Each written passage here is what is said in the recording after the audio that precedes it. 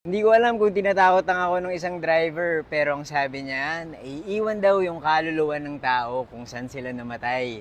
Story time! Nakwento ko na to, pero ikikwento ko na lang ulit para sa mga hindi nakapanood. Ako nga pala si Buji at mahilig ako mag-story time. Kung di nyo pa ako pina-follow, i-follow nyo na ako. Sobrang traffic noon at nagkikwentuhan kami ng driver kung gaano kami na-frustrate sa biyahe. Kung madali lang mag-commute o kung maayos yung public transportation, di sana hindi na ako nagta-taxi o nagbubuk ng sasakyan. Sa totoo lang, yung dami ng private cars talaga yung nagpapatraffic. Back to the story, ang sabi nung driver sa akin, meron daw siyang pasahero dati na namatay sa mismong taxi na sinasakyan ko. Hinawian ng buhay sa gitna ng biyahe. Nagkaroon ng health emergency yung pasahero at hindi na umabot sa ospital dahil sa traffic. Namatay yung pasahero sa kung saan mismo ako nakaupo. Tapos ayun, tinanong nga niya ako kung naniniwala raw ba ako kung naiiwan yung mga kaluluwa ng mga tao sa kung saan sila namatay. Sabi ko, hindi ako naniniwala, pero pinipilit niya sa akin na totoo raw yun. Tapos biglang sabi niya sa akin, punta raw kami sa gasolinahan dahil magsi-CR daw siya. Tagal nga niya dun sa CR eh. Siguro naglabas ng sobrang daming sama ng loob.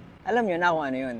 Pagbalik niya, nagpatuloy kami ng biyahe pauwi sa bahay ko. Bago ako bumaba, bigla akong kinilabutan sa sinabi ni Kuya Driver. Ang sabi niya sa akin, buti na lang sir hindi ka naniniwala sa mga kaluluwa.